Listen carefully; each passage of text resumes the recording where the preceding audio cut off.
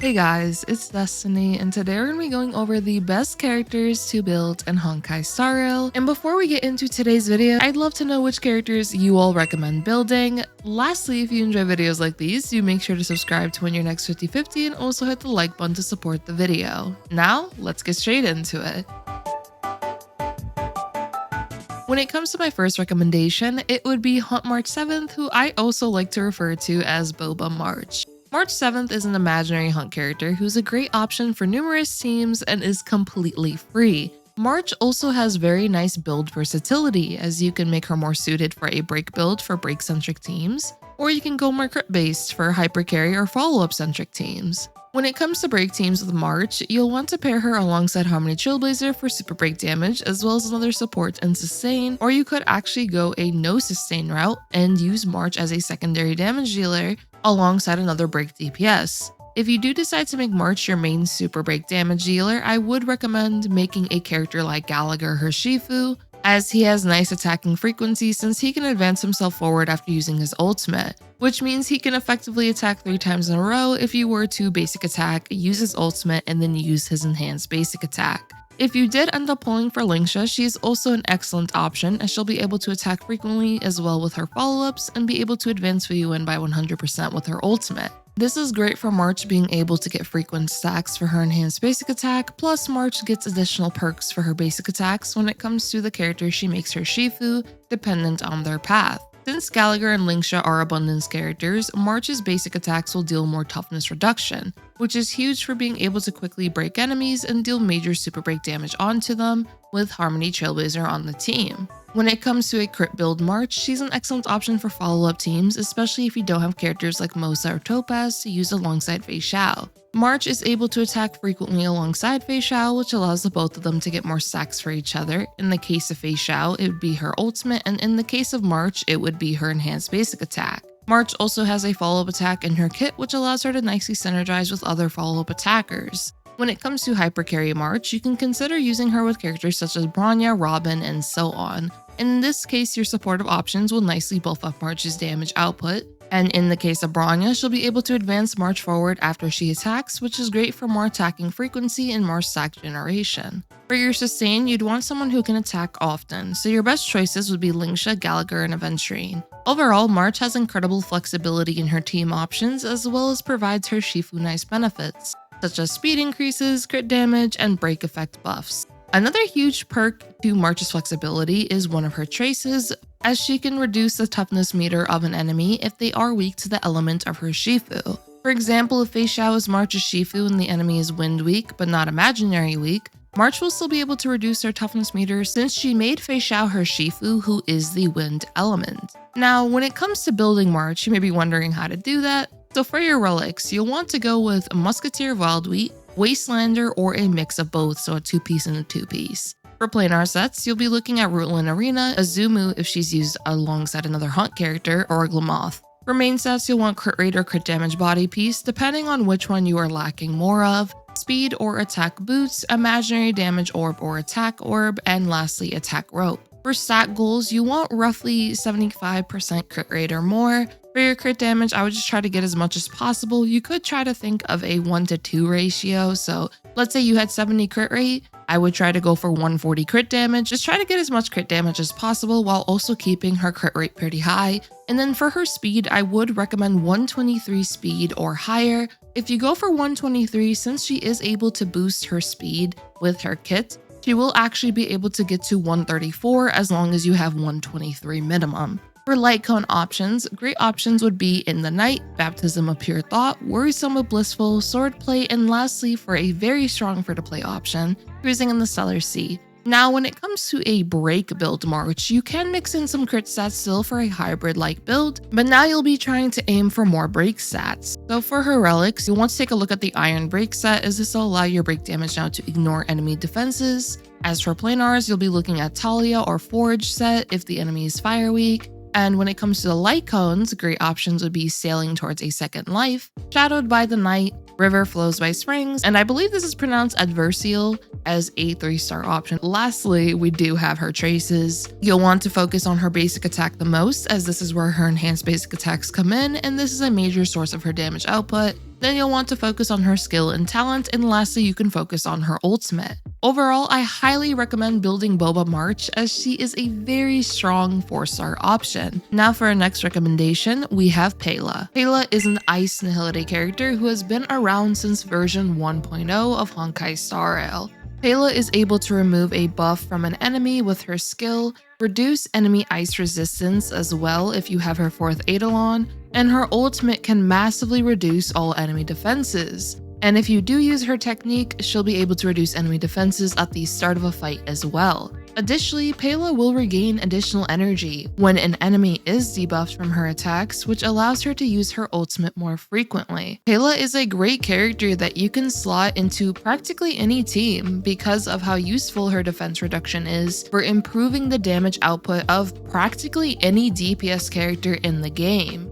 Pela can also take advantage of using her basic attack pretty often, which can result in her assisting with generating skill points for the team, and this is very useful to be able to have readily available skill points for your main damage dealer or even other supportive characters on the team. If you do have Pela's 4th Eidolon, this will make her even more valuable on teams with an ice DPS. For example, Jingliu, Misha, or Yang Qing, since she'll be able to reduce enemy ice resistance. For most team comps, I would recommend Pela as a nice supportive option, especially if you don't have a super premium support character on the team you are using. For example, a character like Ruan Mei, or even in cases if you need a good support for your secondary team in Memory of Chaos in the case you do have a character like Ruan Mei. Here are some team examples where you can take advantage of Pela's skill kit. Some can be the follow-up team if you don't have Robin. Acheron teams highly benefit from Pela's skill kit. Jingliu teams can take advantage of Pela's skill kit, and much more.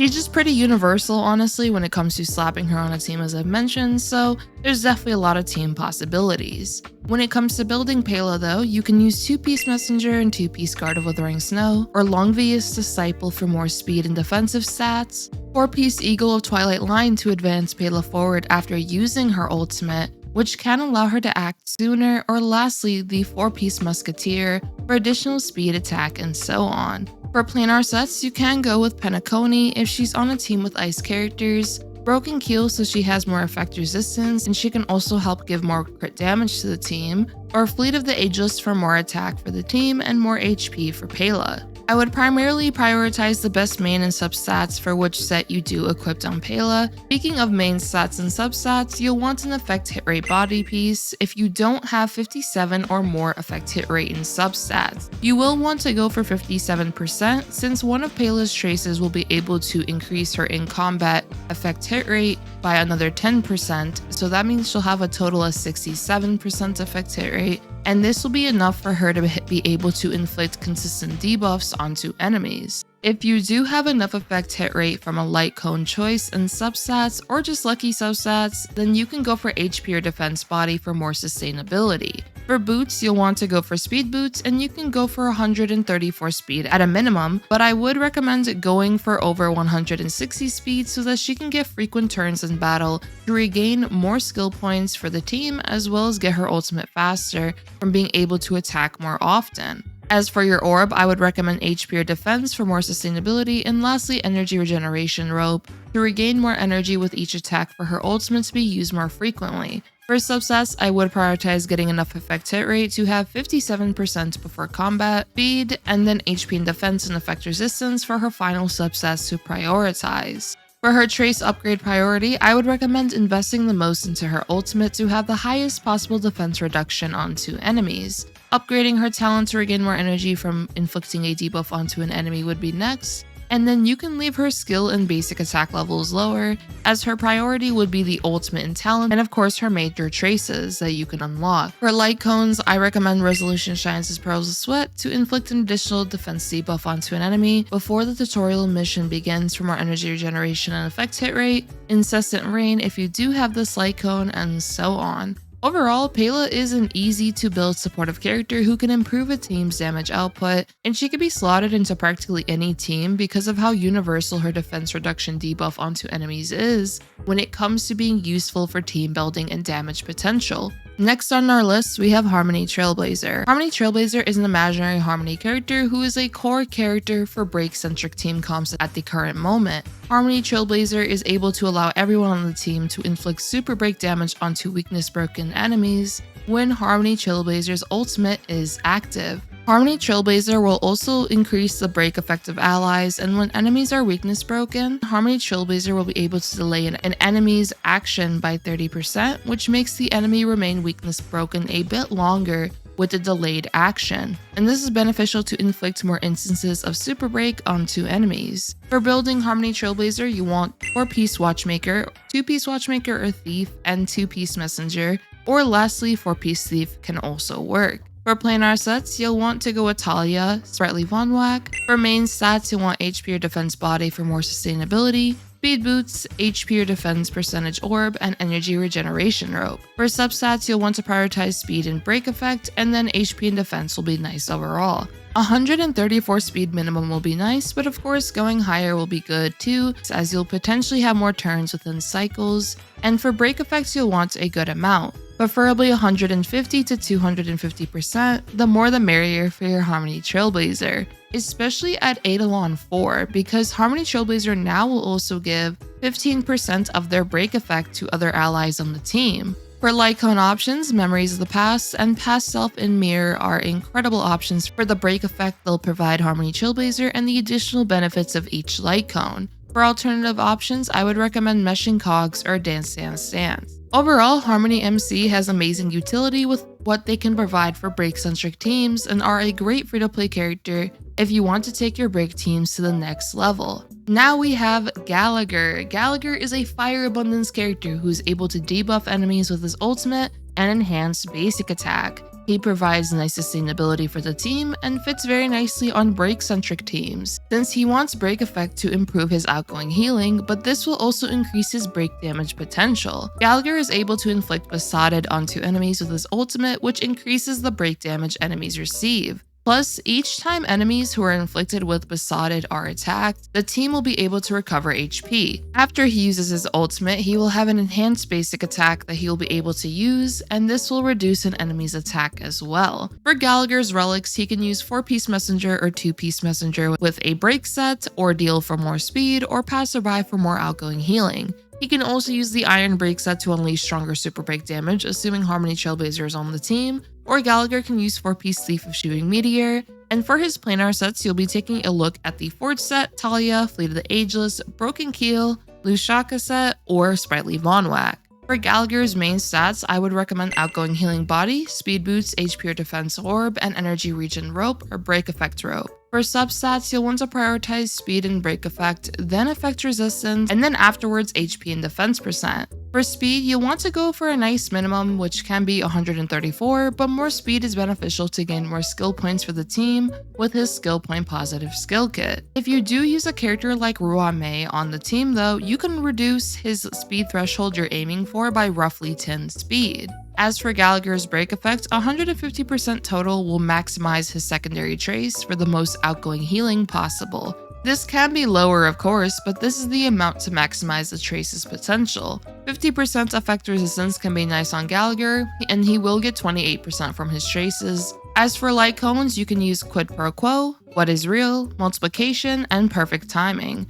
If you have Night of Fright or Echoes of the Coffin, these are nice options as well. Overall, Gallagher is a very nice sustain to build, especially if you're looking for another sustain who could debuff enemies, or want a sustain who can fit very nicely on break-centric team comps. He works pretty nicely on Acheron teams, he works great on the Firefly break team, and he actually works very nicely for being March 7's Shifu, as he'll be able to get her a nice amount of charges because of him being able to attack multiple times in a row with the usage of his ultimate. As what you can do is his basic attack, ultimate, and then his enhanced basic attack. And since she'll deal follow-up after her Shifu uses a basic attack or skill, this will allow March to get a good amount of charges. This is huge for being able to dish out more damage. Now though, we have one of the best free-to-play pure fiction options, the spin to win queen herself, Herta. Herta is an Ice Erudition character who's able to deal AoE damage onto enemies and unleash frequent follow-up attacks onto enemies with her skill kit. For those that are struggling to clear pure fiction or to get the maximum rewards, Herta is an excellent option for going through the mode, especially if you pair her with characters such as Jade or Himiko if you do have them. When it comes to building Herta, I would recommend the Ash Blazing Grand Duke set the most, and Hunter of Glacial Forest as an alternative. For planar sets, I would recommend Glamoth and Nert Salcedo for additional follow-up and ultimate damage, or Duran Dynasty for additional follow-up attack damage and crit damage. It would ultimately come down to whichever planar set has the best main and substats. For main stats for the body piece, you'll want crit rate or crit damage, speed or attack boots, ice damage or attack orb, and lastly attack rope. For substats, you'll want to prioritize speed, crit rate, crit damage, and lastly attack. For trace priority, you'll want to work on Herta's talent and skill, then her ultimate, and lastly her basic attack. For light cone options, great options would be Night on the Milky Way, Genius's Repose, Before Dawn, Internal Calculus, The Seriousness of Breakfast, and so on. Overall, Herta has plenty of light cone options you can use, and she'll be a great asset to use if you're struggling in modes like Pure Fiction. Now we have one last supportive character, which is Tingyun. Tingyun is a Lightning Harmony character who is able to increase an ally's attack with her skill, give an ally energy, and increase their damage with her ultimate. Tingyun is an amazing support for being able to allow your main damage dealer to be able to use their ultimate more often, and her buffs can be useful for most DPS characters in the game, which makes her a pretty universal support on most teams. For Tingyun's relics, you'll be taking a look at the new Ordeal set to provide crit damage buffs on top of the buffs Tingyun gives an ally. Alternatively, you can use 4-piece messenger, 2-piece messenger with another 2-piece speed or attack set, 4-piece musketeer, or the eagle set to advance forward Tingyun after using her ultimate. For her planar sets, I would recommend Sprightly Von Whack the most, but you can also use Fleet of the Ageless, Broken Keel, Penacony, and so on. For her main stats, you'll want Attack Body, Speed Boots, Attack Orb, and Energy Regen Rope. For subsets, speed and attack percent will be your priority, and then defensive stats such as HP percent, defense percent, and effect resistance, especially if you are using Broken Keel. For Tingyun, you can go for a minimum 134 speed, but I would highly recommend over 160, as she'll be able to act often and regenerate skill points for the team, as well as generate more energy for her ultimate, so that she can use her ultimate more often on your DPS character. For Tingyun's trace priority, you'll want to focus on her ultimate and skill the most. For light cones, I would recommend Dance Dance Dance the most to advance the team forward after using her ultimate, but alternative options can be Meshing Cogs, Memories of the Past, Carve the Moon, Weave the Clouds, and Planetary if you pair her with a lightning DPS. Overall, Tingyun is an incredible supportive character to use on a bunch of teams because of how flexible her buffs can be for most teams. For notable mentions, I wanted to bring up Himiko, Bronya, and Clara from our standard 5-star roster. Now, majority of the video, I wanted to mainly go over characters that are very accessible for everyone, or more than likely, majority of players may already have these characters. But when it comes to our standard roster, it is more than likely we may have lost to 50-50, or of course, if we do pull on the standard banner with the standard tickets we have, then you may end up getting one of these options. So I wanted to make them a notable mention for today. So when it comes to Himiko, she has progressively gotten better over time with the release of more follow-up centric characters she could be paired up with. She works nicely on Super Break centric teams, and much more. Himiko is a great option for Pure Fiction, as she'll be able to unleash frequent follow-up attacks and also works very nicely in Memory of Chaos, depending on what enemy you're fighting. As for Bronya, she's still a nice supportive option for allowing a character to act more frequently on a team, and you can even use Bronya's advance forward with her skill to allow, for example, Robin to quickly use her ultimate in a fight, which means now the whole team can take advantage of Robin's buffs very nicely. In the cases of, let's say you need emergency shields or heals, Bronya can also advance forward your sustain. And of course, when it comes to your main damage dealer, she can enable them to attack very frequently, as well as provide nice damage buffs, attack buffs, crit damage buffs, and so on. She also highly takes advantage of the new Ordeal set for giving even more crit damage to your main damage dealer. As for Clara, she focuses on the counterplay style, and in scenarios where enemies attack often, or there are a lot of enemies on the field, Clara will be able to nicely retaliate with her lasers of doom and punish enemies for attacking her. Clara wants to be attacked as frequently as possible, as this will allow her to unleash strong counterattacks often onto enemies. She could be a nice option for Memory of Chaos as well as Pure Fiction. And honestly, that'll be it for today's video. I hope you all did enjoy this video, and do make sure to let me know your recommendations for which characters you would build when it comes to just our standard 5-star roster as well as our 4 stars. If you did enjoy, do also make sure to subscribe, leave a like to support the video, and I hope to see you all next time. Peace.